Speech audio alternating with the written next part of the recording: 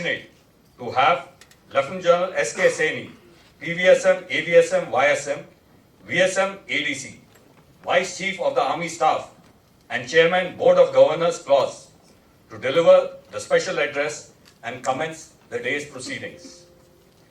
With vast operational experience and having steered the transformation of the operational philosophy of the Southern Army during his previous appointment as GOC-in-C Southern Command, there could be no better person to set the stage for today's proceedings.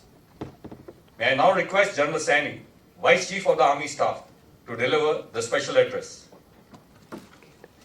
Director, Clause, DGPP, eminent panelists, participants from home and abroad, ladies, gentlemen, members of the media.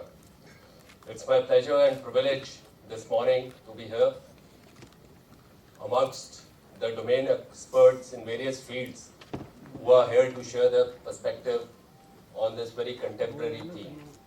I would also like to compliment the DGPP and Director Clause for selecting this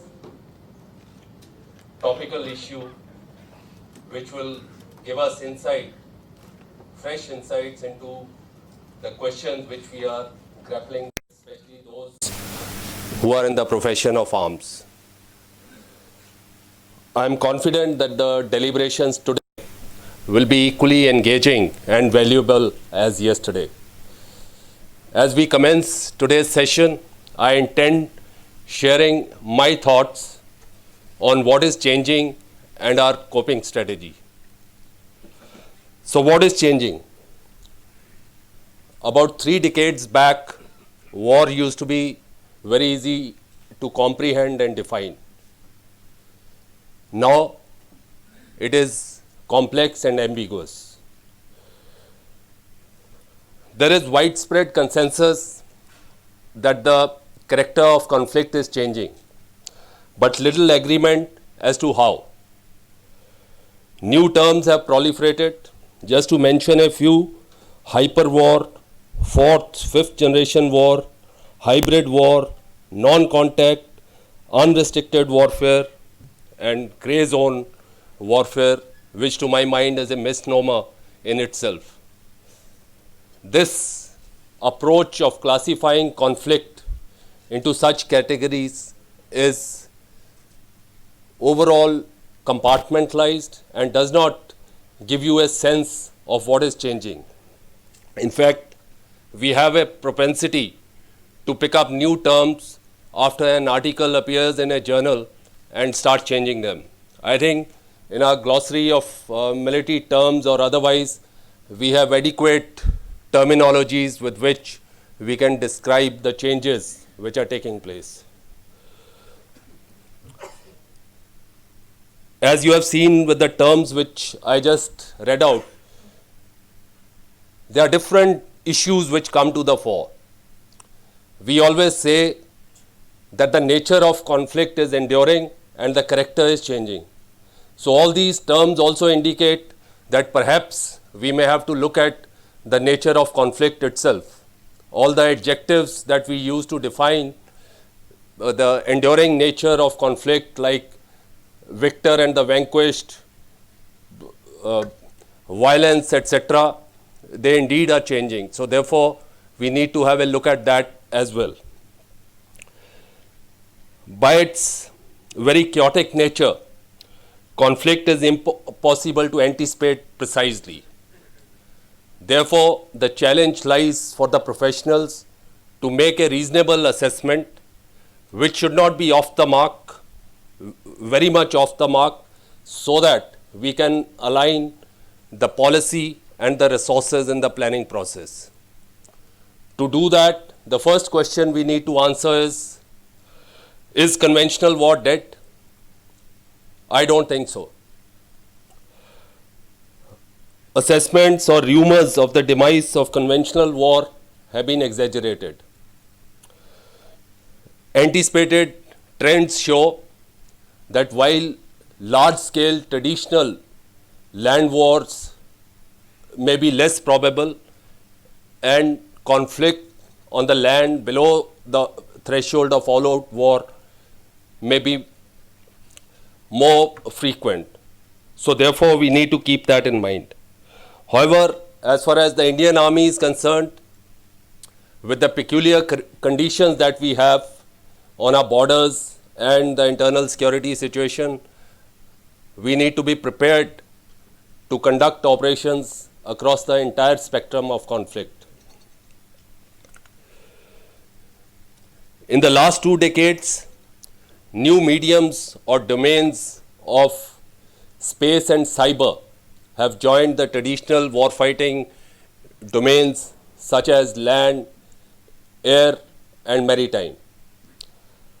While our understanding and doctrine for the traditional warfighting domains is mature and clear, these 2 new mediums, they are continuously evolving and in an unstructured manner, and therefore they are impacting on warfighting in other domains as well. In fact, it may so happen that in a given operation, the warfighting in these 2 new domains may be preeminent, with other domains being in the support role. We also see that the line between what equates to regular and irregular military activity has blurred, and the conflict paradigm has shifted. Similarly, between conventional and non-conventional activities also we see the differentiation has reduced. Therefore, the land forces need to be prepared for conduct of overt, covert, sourced operations, maybe separately or conjointly.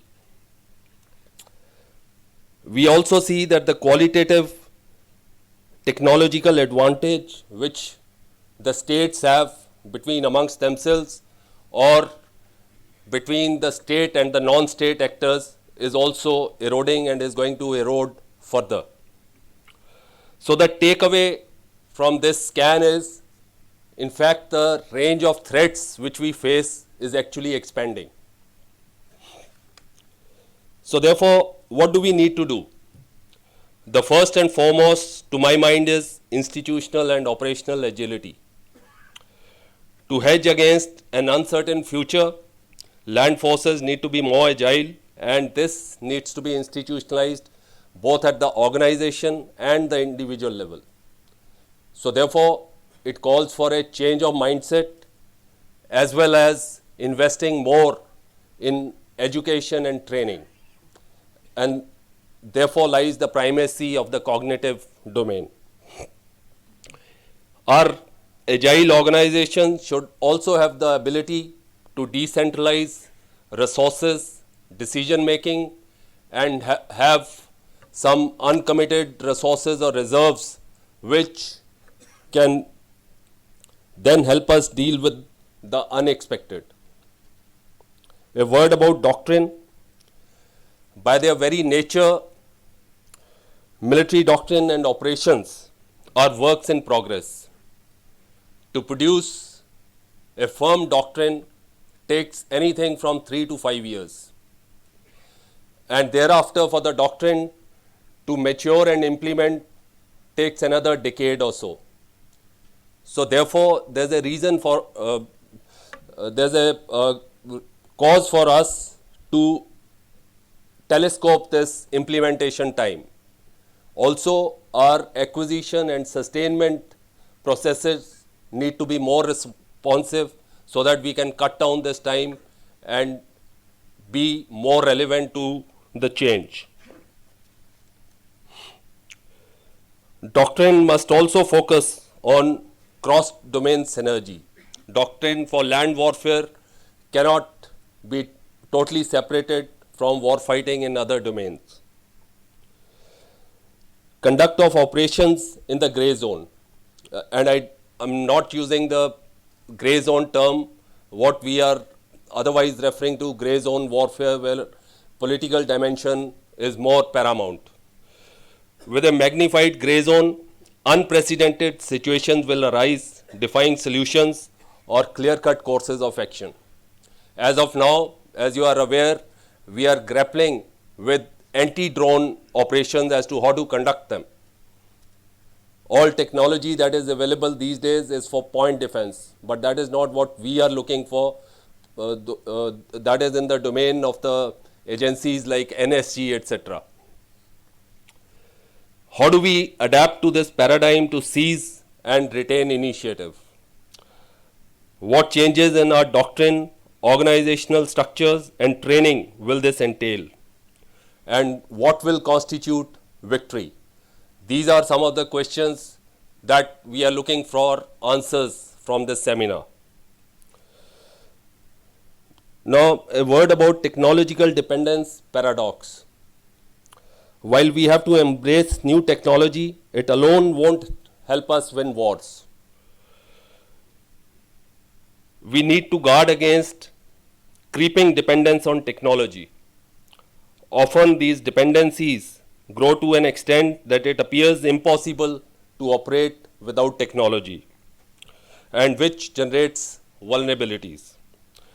We tend to lose basic skills of a soldier. Just to illustrate the point, GPS has dimmed the navigation skills over a period of time, and similarly it has blurred the sharp eye for looking at terrain. But in case the technology is denied to us or we cannot access technology at that point in time, a soldier should be able to perform the basic tasks for which his skills have been honed through the training period. So therefore, are we going to shun technology? Certainly no. But we must recognize its limitations and vulnerabilities and have fallback options for the battle space, which has become both physical as well as virtual.